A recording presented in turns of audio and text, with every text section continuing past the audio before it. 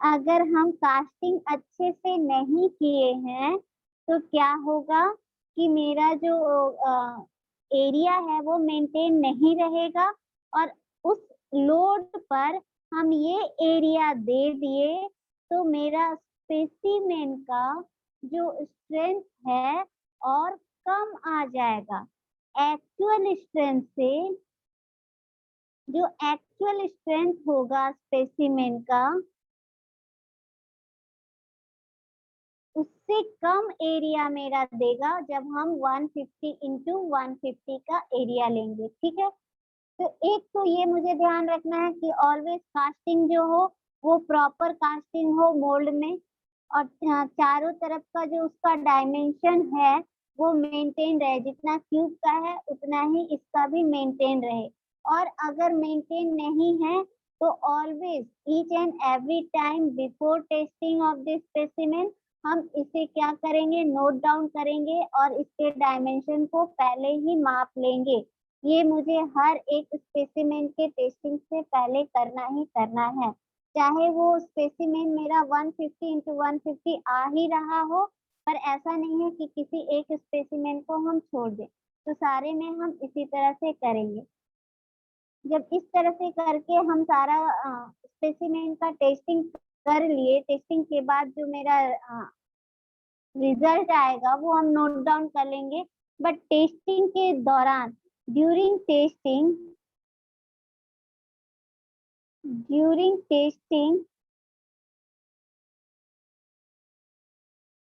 हमेशा ये ध्यान रखना है कि जो हम सीटीएम मशीन में हम इसे प्लेस करेंगे क्यूब मोल्ड को, तो क्यूब मोल्ड को ऑलवेज जो प्लेस कर रहे हैं वो सेंटर में प्लेस करें। इसका मतलब क्रॉस सेक्शनल एरिया, जो mid of cross sectional area of specimen है वो एकदम टैली करे मिड ऑफ दी मेरा जो लोड सीटीएम मशीन का जो प्लेट है उससे। ठीक है, तो ऑलवेज ये प्लेसिंग जो है,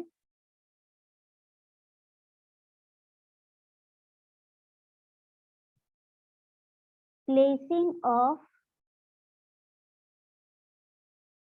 क्यूब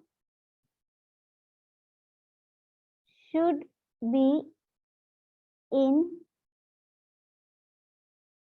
सेंटर। अब क्या है कि ये प्लेसिंग हम सेंटर में कर दिए हैं, प्लेसमेंट मेरा क्यूब का सही है और हम सीटीएम मशीन को ऑन कर दिए हैं। तो ऑलवेज क्या होता है कि ड्यूरिंग मेरा टेस्टिंग हम लोग क्या करते हैं, एकदम सामने में खड़े होते हैं।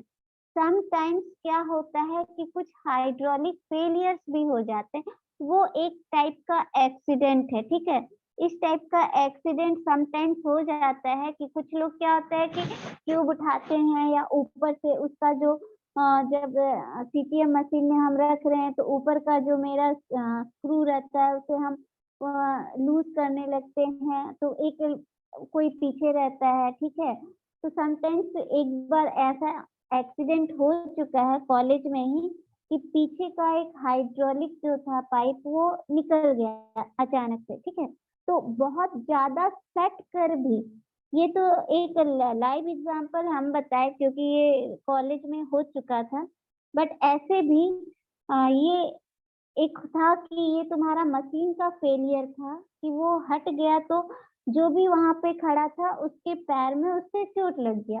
दूसरा ये कि जब हम मशीन से हम ट्यूब का टेस्टिंग या स्पेसिमेन का टेस्टिंग कर रहे हैं तो ऑलवेज मेंटेन सम डिस्टेंस।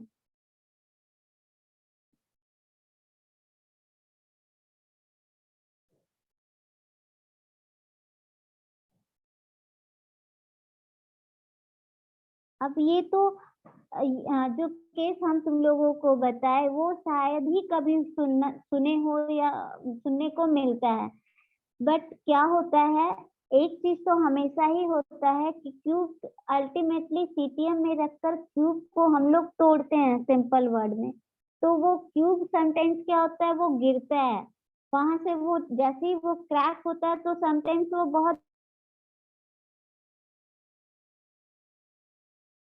जल्दी क्रैक होके टूट के नीचे गिरने लगता है, ऑलवेज तुम लोगों को ही चोट पहुंचाएगा।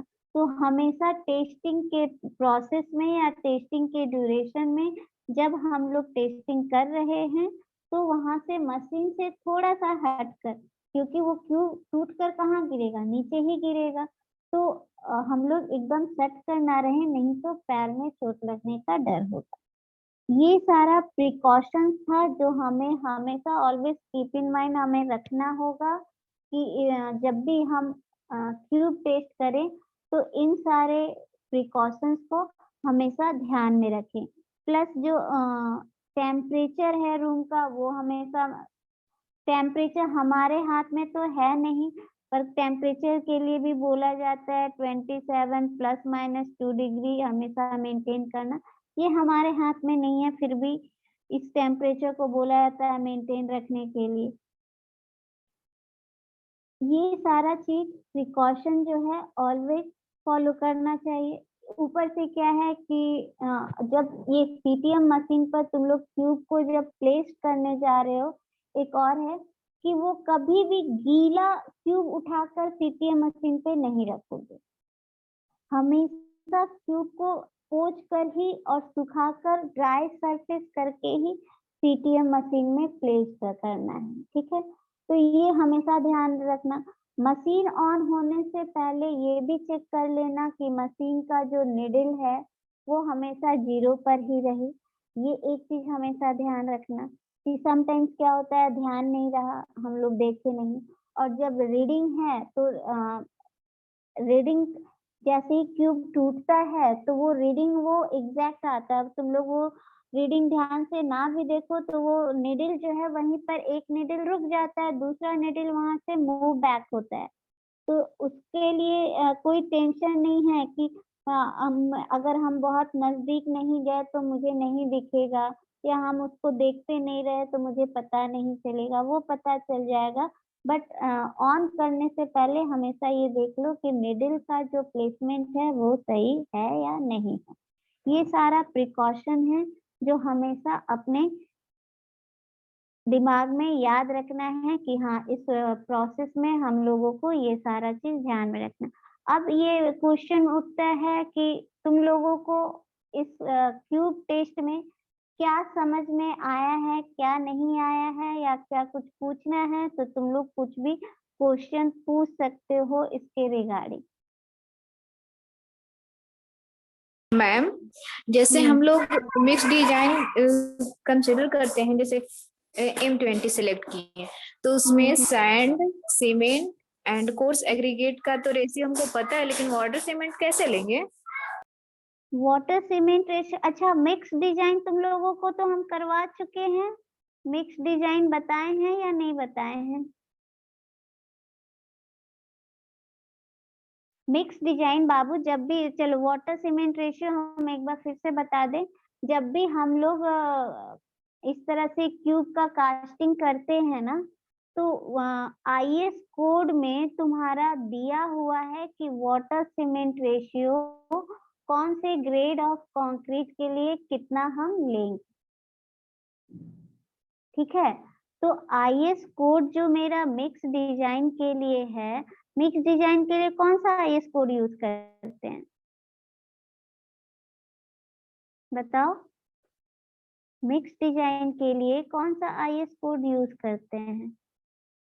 IS 516। मिक्स डिजाइन के लिए बाबू, स्ट्रेंथ के लिए नहीं।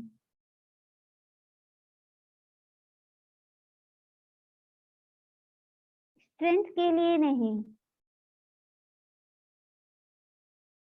IS कोड मैम याद जो, नहीं है। ठीक है, IS कोड मिक्स डिजाइन के लिए IS कोड 10262 2009 मिक्स डिजाइन के लिए IS कोड हम लोग यूज करते हैं फॉर मिक्स डिजाइन।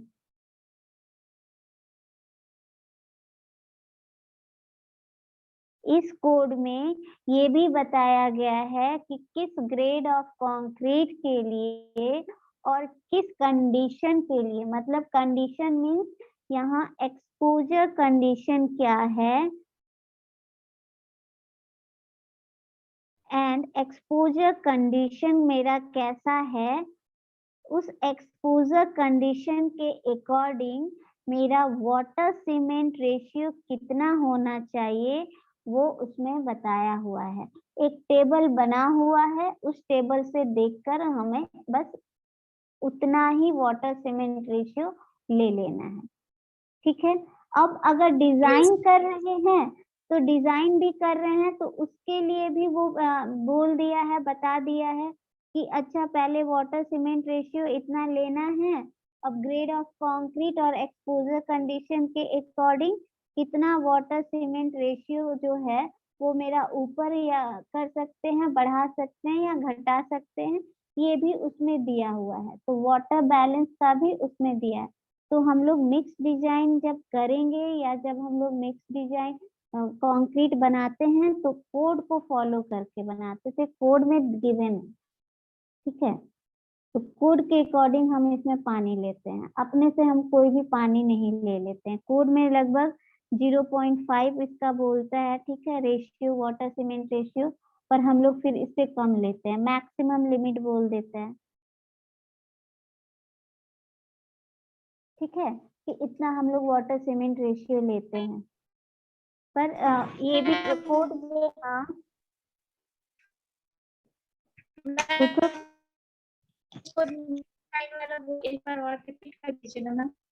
हाँ कौन सा बोली बाबू, फिर से बोलो। मिक्स डिजाइन वाला आईएस कोड नंबर मैम, एक बार रिपीट कर दीजिए। अच्छा, आईएस कोड का नंबर फॉर मिक्स डिजाइन,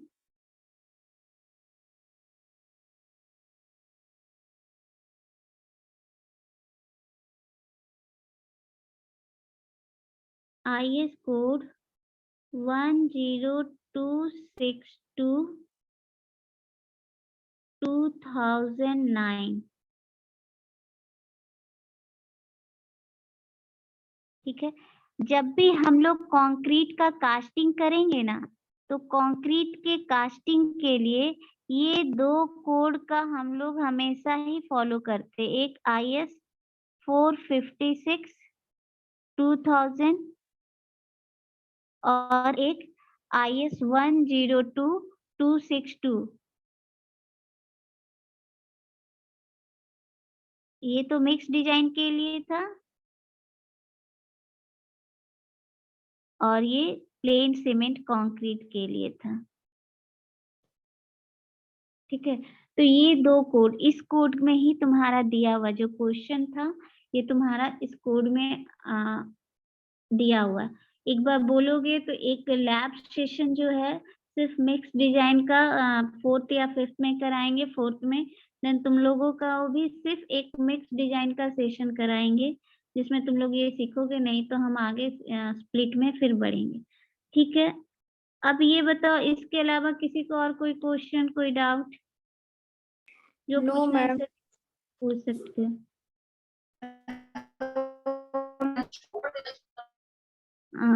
कोई कुछ बोल रही हो या क्या बोल रही हो, मुझे समझ में नहीं आ रहा है। ठीक है।